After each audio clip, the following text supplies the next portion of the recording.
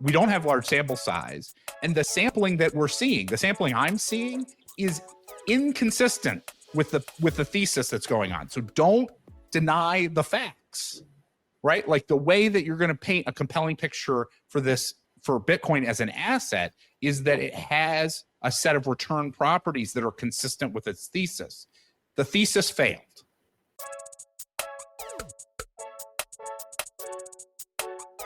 All right, guys, welcome back to the show. Ansel Lindner, Bitcoin and Markets.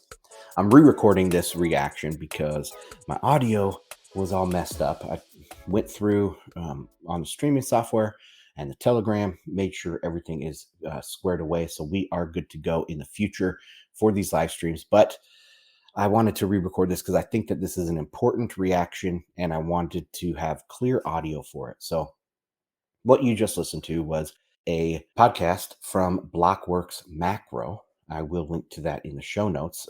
Jack Farley is the host. He runs a good podcast there, has great guests. And he had Bob Elliott. Bob Elliott was just there speaking, but Michael Green was on as well. And I disagree with these guys big time. I disagree with Michael Green on many things. I have actually written up debunkings of Michael in the past. I think you can find those on bitcoinandmarkets.com.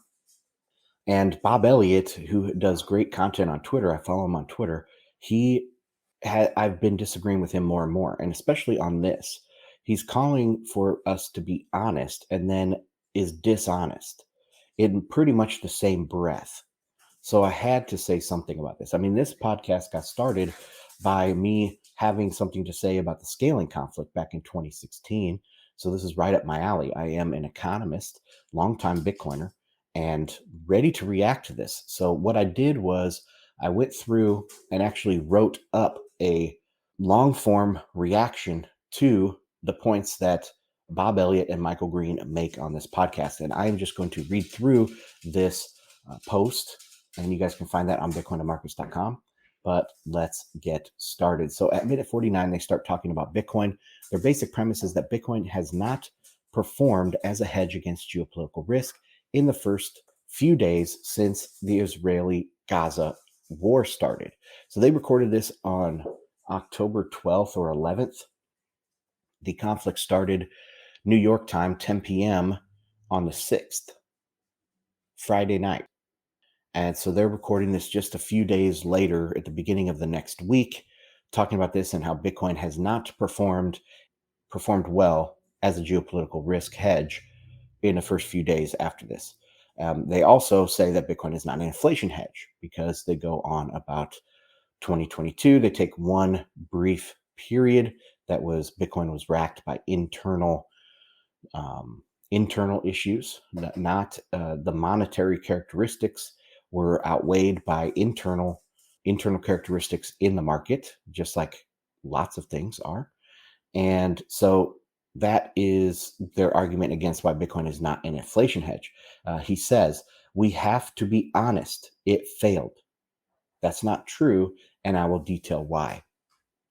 So as a geopolitical risk hedge, Bob's claims are based on two false premises. I will discuss both of them in turn. Number one, that this period was a period of particularly high geopolitical risk. I know that sounds a little bit kooky at this point, but I'm going to go through why I believe that and what objective measures can we put towards this to see, is it highly geopolitically tense or not? That's his first premise that he argues from. Second, a hedge against geopolitical risk should react immediately and emotionally at every event that might be a geopolitical risk. Within the first days in a propaganda campaign, these assets should react. We'll go into that. Okay, so first let's tackle the first one. Was it really highly geopolitically tense? It might come across as ignorant to say the Israel-Gaza war was not a period of high geopolitical risk, but let's let the charts talk. While it is a tense time, it pales in comparison to other recent events like Russia-NATO. We don't even know why it happened. Why was the most sophisticated and guarded border in the world left unprotected, not just initially, but for 6 hours after the attack started? Who was involved as far as funding, planning, or training goes. What is true or fake news? We are inundated by visuals of Hamas supporters rallying around the world and Israeli government officials using extremely violent rhetoric. Stories of events on the first day were the subject of heated back and forth with very little supporting evidence. But that's beside the point. We're not supposed to think. We're supposed to emotionally react to this, and Bitcoin is supposed to be a hedge against our emotional, arbitrary reaction. Some people had an emotional reaction one way, and some people had another way. Some people had a very calm, cool-headed approach where they didn't make an initial judgment. Which one is the geopolitical risk supposed to obey? Which outlook? That doesn't matter. That doesn't cross Bob or Michael's mind because they already have decided that Bitcoin failed. Now I'm recording this on the 25th of October, so I have some more hindsight that Bitcoin has pumped since, in the last week. So is that meaning that it's a geopolitical hedge, or are they going to change their story and be like, it didn't react fast enough, or no, actually you're right, that it wasn't very geopolitically tense? Are they going to shift their story to make sure that Bitcoin didn't succeed, that Bitcoin has failed, that their claim that Bitcoin has failed was correct, and they need to adjust their story to fit that already arrived at conclusion? Anyway, so as Bob requires, let's be honest here. What, who, how, and why are not clear at all in this situation. And it remains very unclear at this time. As of the 25th of October, we do probably know that Iran is not involved, or they don't want to be involved. Qatar is maybe a little bit more involved because they actually house the Hamas leadership. But, it's still unclear who started this, who funded it, who trained them. The what, who, how, and why are not clear. Why should we conclude this is highly geopolitically important? The market seems to agree that this was not a particularly high risk level. War in the Middle East with allegations of Iranian and Qatari involvement, with US politicians calling for bombing Iran, and the oil price drops in the first few days. Come on, can we be honest here? And I have some charts, an hourly chart showing the initial reaction of the oil market that happened a few days later. So, the other assets that are supposed to be geopolitical hedges are closed on the weekend. This invasion happened Friday night. It was a full 2 days. Then gold, some of the markets didn't even open till Tuesday because there was a holiday on Monday. So you're supposed to wait 3 days for the geopolitical hedge to take over. I mean, the only thing possible to hedge with at that time would be Bitcoin. But in the first few days, out to October 12th or 13th here, it looks like overnight the 12th, price was going down. From the initial gap higher, price trended downward until the time of their recording this, at least. So oil going down in a war in the Middle East that is threatening to bomb Iran. I mean, you got to be crazy to think that oil and the global markets see this as a highly geopolitically tense time. And then it moved higher, but it moved higher. The oil price moved higher on a technical move. It was oversold on the hourly chart with a bullish divergence, and it barely went higher by like 2 or 3%. And this chart that I'm speaking to in the write-up that I did, it's now at $87. Yet, guess what? The price now is down to 83. It's at 83 this morning. So the price is back down to the level where this whole thing kicked off. It doesn't make any sense. And a week prior to, or just let's see, about a week prior. This is a daily chart. Yeah.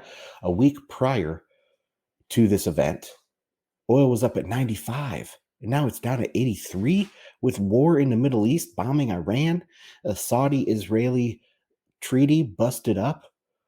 Iraq, troops there, still a small contingent of American troops in Iraq have been being attacked. I mean, this is the heartland of OPEC, under attack and under threat, and oil goes down. Are we seeing this right? Is this correct? Obviously, the market doesn't think that this is a big risk. That is not how a market would react to a massive geopolitical risk of war in the Middle East and US politicians threatening to bomb Iran. If the market viewed this event as a massive geopolitical event that Bob and Michael are claiming it was, we would expect oil to rise relatively rapidly, not just make technical moves. We can use more charts. What about gold or other safe haven assets? Gold was cited by Bob as trading as we would expect in a high risk event. What he either doesn't realize or is purposely avoiding is that gold also is just making a technical move. I pointed this out days beforehand. Gold was the most oversold since 2016 and coming into horizontal support, a very important Fibonacci retracement level, 61.8. This is a common, very important level out there, and it was coming down into that retracement level on the most oversold time in what is that, 7, 8 years? 7, 8 years. I said days before it was about to rally hard. It was about to bounce hard. That it behaved exactly as the technical setup would expect, as if this did not happen, as if the Israeli conflict didn't happen. It would have behaved the exact same way. If I were to show you this chart that is in the write up here, you guys can go to the write up and check it out. And I take away the axes, to show the dates, and you don't know that this attack had just happened. And I ask you to point out the period of high geopolitical risk. Would you pick the little tiny rip at the end? No way. You'd probably pick February of 2022 or late 2022 on the chart. What was going on then? Actual geopolitical risk. That was NATO. The current conflict is nothing compared to nuclear war between Russia and NATO. There is plenty of propaganda, but the market tells us it's not a significant shift in risk level, period. My Telegram guys are hitting me up. Bob and Michael also claim that, quote, we have a sample size of 1 and Bitcoin failed, end quote. I don't know what planet these guys have been living on. Maybe they don't remember February of 2022 because they were wrong on their calls back then. I really don't. I don't follow them that closely, so I don't know. But I'm gonna guess that if they forgot about February of 2022 and how highly geopolitically tense it was, it's probably because they were wrong about everything and they don't want to remember it. But that was a period of actual geopolitical risk. The Ukraine war is not over either. Recently, under cover of this manufactured geopolitical crisis in Gaza, the US shipped ATACMS to Ukraine. Those are ballistic missiles. The US gave crackheads in Azov in Ukraine ballistic missiles to fire at Russia. Perhaps any reaction in the markets right now is due to that escalation and not Israel. Like, how do they take out the confounding variables in their claims? They don't. They just make these claims because they already have the end result that they want to just throw out there, that Bitcoin has failed. Let's be honest, Bob. You are not basing this off of any multivariate analysis. You're not basing this off anything other than a couple days of emotional propaganda. That's what you're basing your whole credibility in Bitcoin. You're basing that on this one time, this one day or 2 days. Crimea was initially annexed in 2014. Bitcoin was around for that. The Syrian war started in 2011 and is still going on, along with fighting against ISIS, threatening Middle East peace. Russia was there too. Do you remember Turkey, a NATO member, shot down a Russian jet in 2015? That's pretty highly geopolitically tense. NATO shot down a Russian jet. Bitcoin was there at that time too. The armies of nuclear powers, India and China, fought on their border in 2020. Bitcoin was here. The sample size for how Bitcoin behaves in elevated geopolitical stress is its whole existence. Saying we have a sample size of 1 is completely disingenuous. It is a relatively new field of study, but here is a study from 2020. Oh, Jesus. I clicked on the link. But here is a study from 2022 that runs detailed statistical analysis on Bitcoin and gold against an index of geopolitical risk. They find the following. The present research is the first, to the best of our knowledge, to compare the safe haven abilities of Bitcoin and gold with respect to different geopolitical risk indicators, namely US China relations, global trade disputes, excuse me, Gulf tensions, European fragmentation, North Korea conflict, Russia NATO tensions, and major terror attacks. To do so, we carry out a flexible Coppola approach to shed new light on Bitcoin and gold safe haven statuses under low and high geopolitical risk regimes, having shown heterogeneous Bitcoin and gold reactions to the 7 aforementioned geopolitical risk measures. We develop a composite index that summarizes the 7 factors within one risk measure. So not only did Bitcoin have positive results against all these different types of geopolitical risks, but they created a composite index. And again, it has a positive relationship. Quote, our results consistently reveal a positive and significant relationship between Bitcoin returns and geopolitical risk under rising geopolitical risk periods, similarly with gold returns. So not only is Bob Elliott and Michael Green not considering multivariate analysis and not considering that this wasn't highly geopolitically tense, and other markets are showing that it wasn't highly geopolitically tense. Empirical data to back it up, but also scientific evidence. I mean, this is a statistical analysis, but they made a hypothesis, collected the data, ran the numbers, and found supporting evidence to this hypothesis that Bitcoin is positive and significantly positive relationship to geopolitical risk. What does Michael Green, Mr. Pseudo Academic, and Bob Elliott have to back up their claims? Their knee-jerk reaction? All right. So, how should it behave is the next section here. Bob and Michael claim that Bitcoin did not perform as we would expect in a period of high geopolitical tension if it was a hedge against that risk. They claim a geopolitical hedge is supposed to rise immediately in reaction to the event. Forget that I just showed the markets didn't agree that it was particularly dangerous. But if it were, how should Bitcoin have behaved? These men might dispute that this is their claim, but that is the standard they are holding Bitcoin to, saying it failed. Specifically, they imply a safe haven asset should have immediately, and in the fog of war, emotionally reacted to news events within days. That is not the case. The term hedge has at least 2 related but different meanings. First, a hedge is something that offsets a directional move in something else. I'll call this a mechanical hedge. This would include directional trades like shorts or more complex trading strategies. So they are defined by their perfect inverse relationship. That is why they are a mechanical hedge. But not all hedges are like that. So these mechanical hedges are by definition perfectly inverse and indirect. Mechanical hedges look to create returns by themselves or returns to offset losses elsewhere. The second type, a hedge can be an asset immune to geopolitical risk. This type of hedge is not necessarily looking to make a return, but to limit losses and limit volatility. They do not mechanically react to events or price movements. They will not perform in a narrowly prescribed manner like the first type. I call this type a general hedge.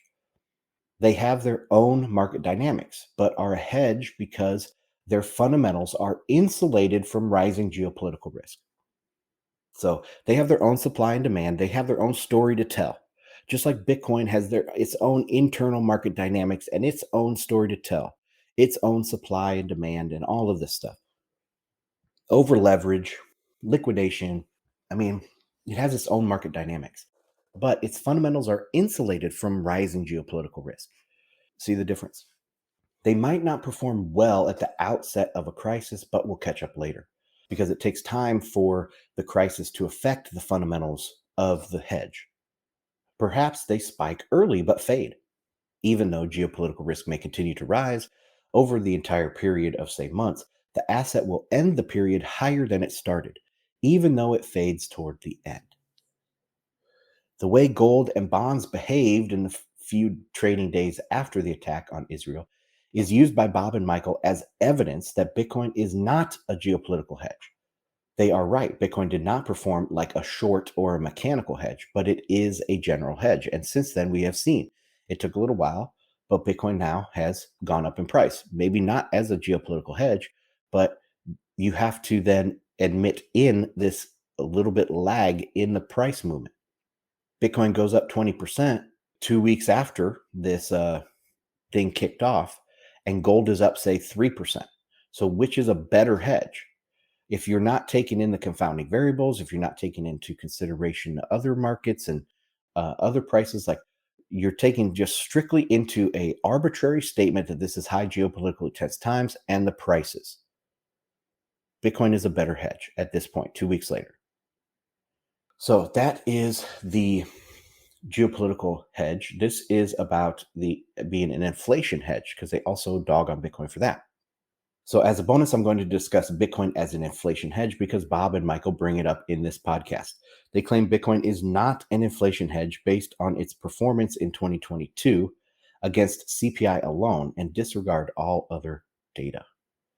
In the podcast, and they only take like 2022 as a solitary year. This is the only year that there was any inflation, that there was any high CPI. And so this is the only year that we can look at. That's what they want you to do. They want you to, like in science, if you have one result that does not confirm the hypothesis, one result, you have to throw out all of the other results because science cannot prove anything; it can only disprove things. So what they're doing is they're taking 1 year and they're saying, look, this doesn't fit the theory. So we have to throw the theory out. But that's not how this works, okay? We can look at multiple years. We can look at multiple times, like the statistical analysis they did on a geopolitical risk. You look at multiple things and you say, how correlated is this? On top of that, you can also, it's a logical framework, and I get into that here. So Bob wants us to be honest. So let's do that. Inflation and CPI are not the same thing. That's very important to understand. Inflation and CPI are not the same thing. If I were more cynical, I'd assume these men were not arguing in good faith after claiming we need to be honest. Perhaps is a little subconscious projection. Inflation and CPI are not the same thing. Again, want to hammer that home. Inflation is money printing. More specifically, in a credit-based currency, it is net credit creation. You have to create more credit this year than you did last year because credit is falling off. I had to repay principal and interest. As I repay, I'm destroying money that was created. So I have to create more money than is destroyed. I have to create more credit every year than is paid back. So it has to be net credit creation, has to be going up in a credit-based currency. CPI is a basket of prices that is meant to be a proxy for inflation. CPI closely follows energy prices, which can be drastically affected by non-monetary events, as discussed above. It is slightly ironic that in the same episode, these guys go from claiming geopolitical events can cause price movements and then implying that price movements are inflation. There is a deep dissonance in that thinking. So let's define an inflation hedge. An inflation hedge protects you against losses due to the rise in a money supply. As the units of money go up relative to things in the economy, i.e., more money chasing the same amount of goods, it is logical that assets with more inelastic supply curves would retain more of their purchasing power. So inelastic supply curves, that means the supply of a good goes up less fast than the supply of money. So the price will tend to go up. More money chasing that good, and that good can't increase in price fast enough. So there's going to be demand is going to be higher than the supply or outstrip supply. So price will go higher. This is a logical construction. Economics is a logical construction of the way the world works. Austrian School of Economics, you have praxeology. This is a logical construction. Okay. There could be some assets that disproportionately go up when money printing occurs, but as an inflation hedge, we most commonly are referring to assets that keep up with inflation. You probably heard that. Keep up with inflation. An inflation hedge is a logical construction. Assets whose supply is relatively fixed will tend to perform better during periods of inflation. To say that the first asset in history with a fixed supply is not an inflation hedge will take much more than arbitrary time frame comparisons. A logical argument has to be made. Why would a fixed supply asset go down in value in a period of inflation? Bob and Michael's dismissal of Bitcoin as an inflation hedge centers again around two false assumptions. One, CPI measures money printing, and that 2022 was significantly inflationary. So I've talked about this before. I was saying transitory the whole time. Transitory can mean, longer or shorter period for different people. 2 years is pretty transitory. So this was supply induced, supply shock induced. There was some fiscal spending that fools the market into thinking it's okay and actually creating net credit creation. So there was some money printing mixed in there, but that doesn't fix the problem, and it eventually goes away. So it's transitory. It's going to be transitory. It has already been transitory from 2% to 9% down to almost 2% again. I mean, if you take out the lagging indicator of shelter, we have hit negative multiple times already.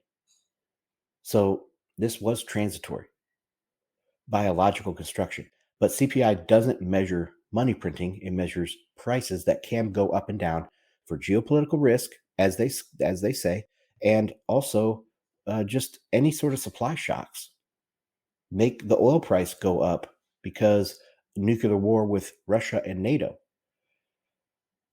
And it's gonna drive inflation higher, or CPI higher, not inflation. So CPI does not measure inflation. So if we're talking about an inflation hedge instead of a CPI hedge, right? Even if we are, I'll show you that Bitcoin still performed very, very well. So the second false assumption is that Bitcoin did not outperform CPI, which it did, and I'll show that. On the chart below, you can clearly see that the money printing, bank credit, comes right before bottoming in the CPI and the start of the Bitcoin rally. And you guys listen to the podcast, you can't see this, but you can see it on the write-up I did. So check the link below. In 2020, we had a huge spike in credit creation because of guarantees from the government and stuff. So there's a huge boost in base money, which is what bank credit is. Bank credit is base money. And that happened right before a bottom in CPI. So just a month later, CPI bottomed and started going up. It wasn't over 2% yet, but it bottomed and started going up. And then it happened about 4 to 6 months before Bitcoin started going higher, really going higher. So we had money printing, CPI bottoming, and Bitcoin rallying in tandem, the way you would expect if it is an inflation hedge. Now, also, when the bank credit contracted or started slowing again, down from 10% roughly to 5% again, that's when Bitcoin started slowing down. It didn't go negative, it didn't fall yet, but it started slowing down. And CPI, which has a bunch of lags built in, like the shelter component, which is 30% of CPI, it lags by a year or more. So it continued to go up. Bitcoin was continuing to go up, but it slowed. All right. And then in 2022, there was some internal industry problems, Bitcoin's own internal dynamics of a general hedge.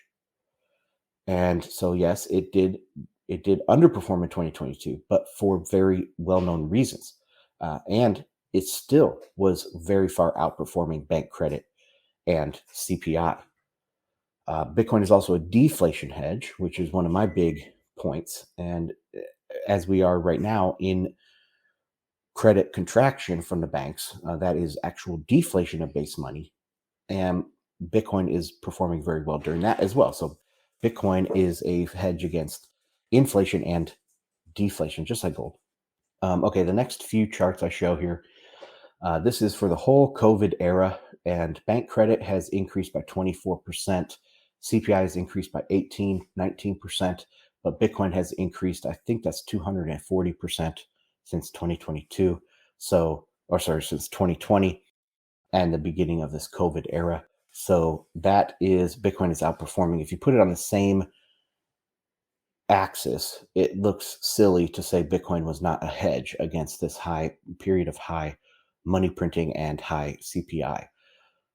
Then I go and break it down by year performance. So in 2020, bank credit went up by 9%. That's pretty high compared to recent years before, let's say 2018, 2019. 2020, bank credit rose by 9%. CPI was still lagging at 1%.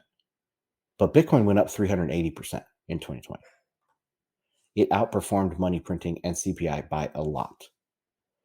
In 2021, bank credit rose by 10%, CPI by 8%, and Bitcoin still by 30%. In 2021, bank credit was 10%, Bitcoin was 30%. So Bitcoin outperformed bank credit rises or inflation by 3 times.